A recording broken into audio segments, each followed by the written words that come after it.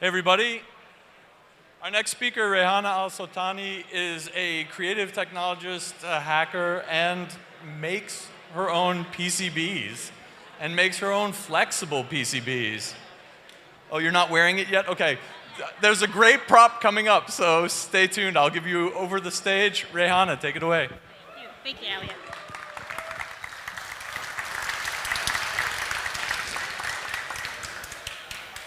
All right, that's audible. Hello, everyone. Welcome to this talk where I'm going to talk about how to make your PCB bend over backwards for you. So, in summary, how to design a flexible PCB. This was the closest I could get to making something flexible on the slide. My name is Rehana. I am an educator. I've been a coding instructor for quite a long time. I teach computer science. Most recently, I have ventured into the AI space, so I create AI literacy resources. I've taught robotics. I also did a little bit of teaching about Pokemon, how you can use Pokemon to teach about game theory. Now, don't ask me about how I did that, because that's a long time ago. But I'm also a creative technologist, and I think this is a very all-encompassing term to describe yourself with, and perhaps one that many of you relate to, right? It's a term that gives us freedom to combine arts and crafts and hacking and doing so many things, and it falls under this beautiful umbrella of being a creative technologist or technologist by itself. Now, 2 years ago, I went to Harvard, where I studied for a master's, and then also went to MIT. And that's where I took a class called How to Make Almost Anything. Don't know where that came from. I did not sneeze. So the class How to Make Almost Anything has been around for a few years. It's run by a professor called Neil Gershenfeld. And it's a class that teaches you how to make almost anything. So it takes you from learning how to vinyl cut, to 3D print, to making your PCBs, but also operating CNC machines to create really big furniture pieces. And that's also when it was my first time creating electronics or working with PCBs and creating my own PCBs. And this was a very new area for me. I had never made one before. I've done lots of things with electronics, just not with PCBs.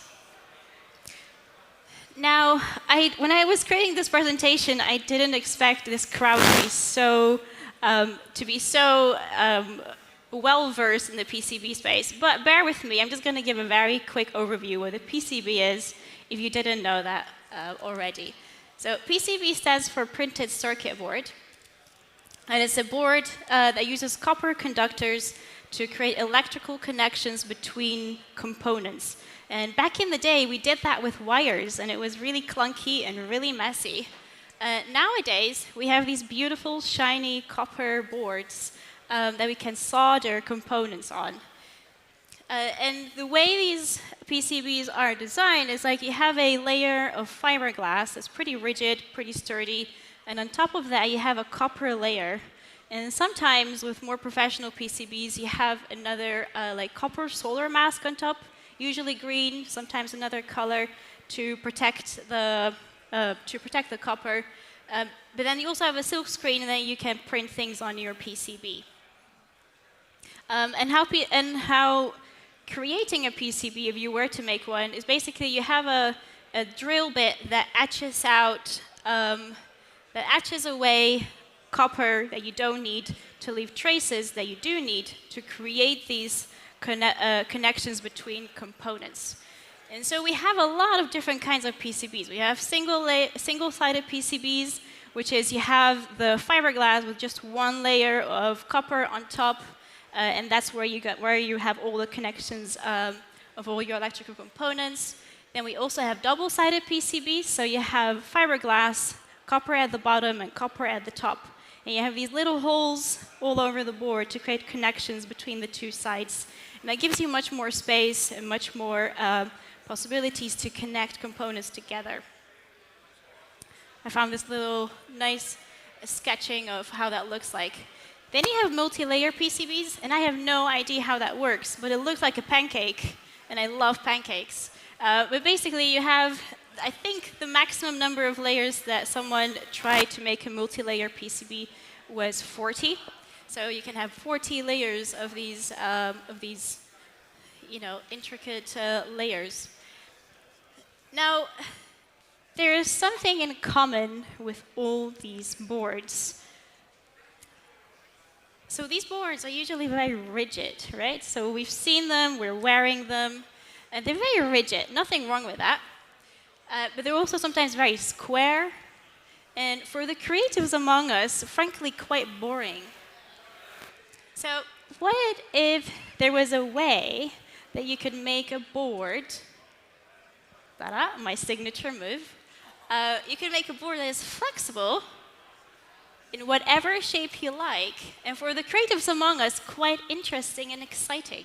Now, obviously, I was pointing to the wrong part for flexible, because that part is obviously not flexible. It's the most rigid part of the PCB.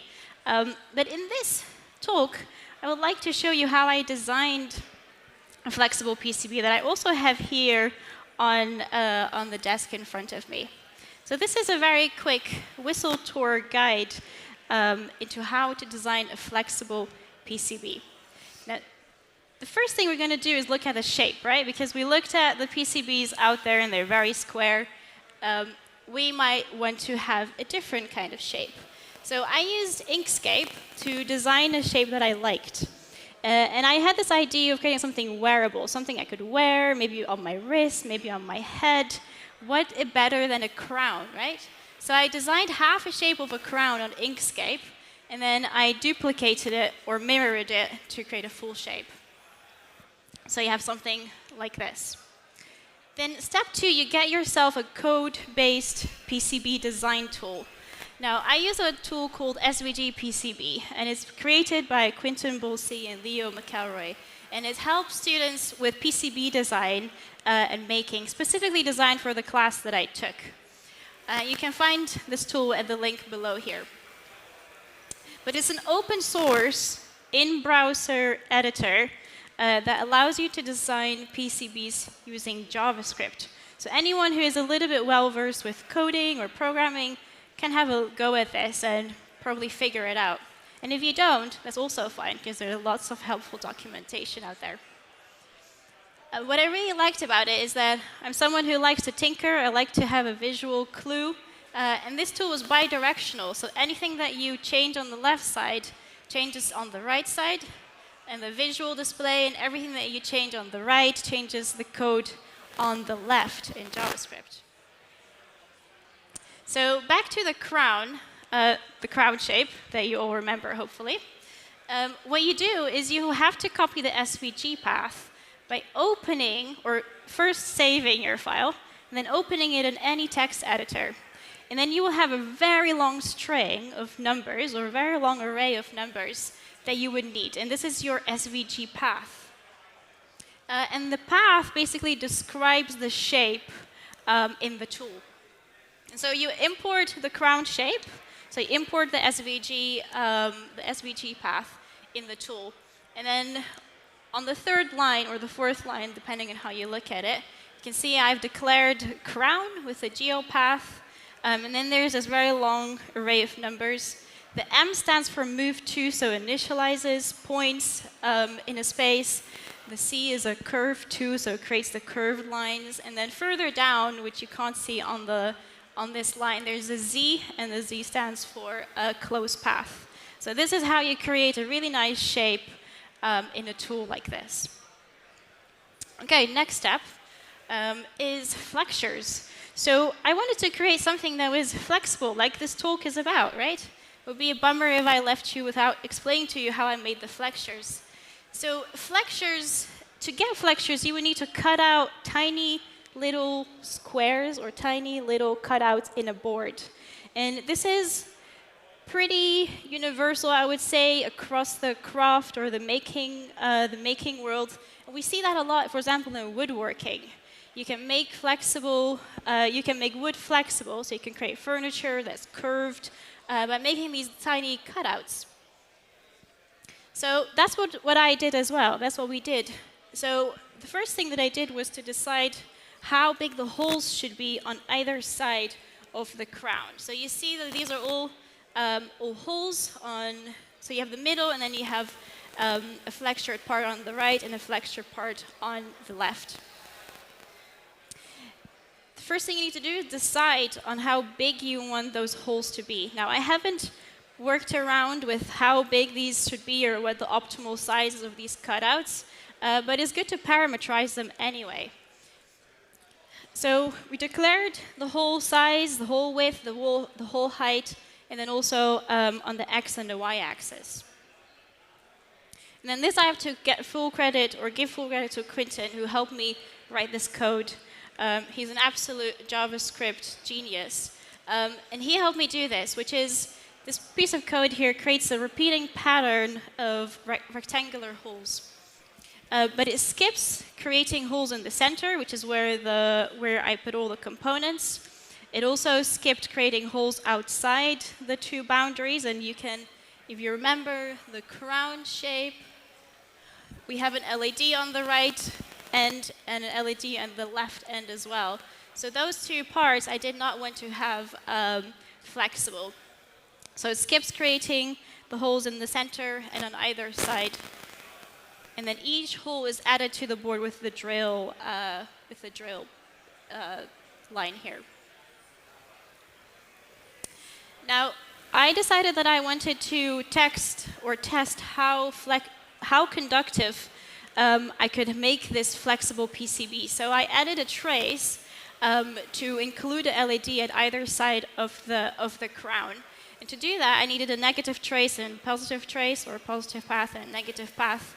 So I had a cutout area in the middle.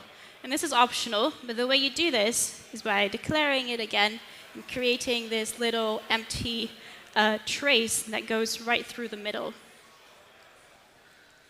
The next step you do is, of course, you add the components. So I added the main board on my PCB is a SAMD21. So the way that you import those, or the way that you use those on the board on this tool, is that you first initialize it, you declare them. So you import these components, and there's a whole library of these components.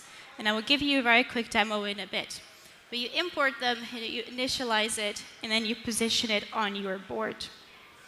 And again, all the green bits here, you can toggle, you can change those, you can change the values, you can change the position, the rotation, the angle of the component on your canvas. And then the fun part starts, which is adding the wires. So for example, in the first block of code, I had pad 1 of a resistor that I call resistor 2 to connect to pin A22 of the SAMD21. And the way I did that was to create a path, basically, that connected two bits together. And then that creates a really nice line as well. A lot of time later, to be precise, 470 lines of code later. I'm sorry, am I maybe pressing something wrong? But a lot of lines later, and I ended up with this board over here, which I will try to see if I can show that to you on the tool. So this is the tool. This is the code that runs or creates this whole file. And if I zoom in the center here, that's the SAMD21. And then this component over here, this is a resistor that I can move around. And when I move it, you can see this code over here is also changing. And I could, for example, rotate it. But of course, I would have to create new lines. Let's get this right where it was. But I could also, move it back to where it was, or maybe not. It's a little bit fiddly now. And then what I did, and if I scroll down, and also all this code is available on a link on a website that I will share later. This is where we create the connections between the wires. So if I look at this board over here, which is the SAMD, and I connected it to not sure where, but if I do this, I can find out what the connection was. So I made a trace or a path over here. All right. Back to our board. Now, the next thing that I did was, I have this really nice, beautiful file, but what do I do with it next, right? Obviously, the next step would be to mill it. So before we do that, actually, you need to export the file as a PNG. And there's a very nice handy bar at the top of SVG PCB that lets you export in a number of files, actually, and Gerber is one of them. But the tool that I use to mill with, it's a very specific tool called mods. It uses PNGs. So I exported the file as a PNG, and then I milled it. And I used a Roland SRM20 to mill. It's a beautiful piece of machinery. And the software that I use is called Mods. And Mods was a tool created by Neil for the MIT class. And it was kind of like a tool to use for all the Fab Lab machines. You import it as a PNG. Now, how did you mill that, you may ask? There's so many little holes, there's an outline, there's a really nice, neat area in the middle. How did you do that? It's a very good question.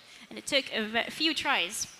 So the first try was this very sad-looking PCB. And I think what went wrong here was that I had the holes on. So basically, I exported the whole thing as one PNG file. And that was a mistake, because that means that once we start drilling the holes, before we've done anything else, it means the board will dislocate, so it will come off of the bed in the milling machine, and then you will have this this area here at the right bottom, which was very sad. This took like a very long time to mill, and then comes out as this. Second time as well, I made a mistake of drilling the holes after making the traces for the PCB. So after these two tries, I figured I should take another approach, which is to drill the holes probably somewhere towards the end. So the first thing I did was I did the traces first with a 1/64 inch bit. And I had this black and white image, and the settings that I used basically allowed me to just mill the traces, a little bit like the first one over here in the center. So these traces are the important ones that I need to make sure are really well done. So I drilled those, and you can see kind of like how this tool looks like. But then what I wanted to do is I wanted to clear out the copper that I didn't need in the center. So in the bit in the middle, I don't want any unnecessary copper. So what I did was I have another bit, and I had an offset of 0 and a maximum cut depth of 1.0 millimeters, which means that it will go just deep enough to scrape off the copper, but not go deep to create any holes or cuts that I don't want. That should not be here there. Anyway, this is a refresher of how the board should look like. Sorry, I think there's something wrong with my slides. But the third thing I wanted to mill was the holes. And I used the 1/32 inch bit. And I had a 0.4 millimeter cut depth and a 1.6 maximum cut depth to really go in and scrape off all the, or to create the holes without missing any copper or any of the plate. But also not to go deep enough to damage the bed, right? And these were my settings over here. And then lastly, what I did was the outline, because if you remember the first and second tries, the board came loose and it came off, which means that I should probably not cut the whole outline before finishing everything else. So cutting the rest of the board was the last step. And then, ta-da, it came out pretty nice. Thank you.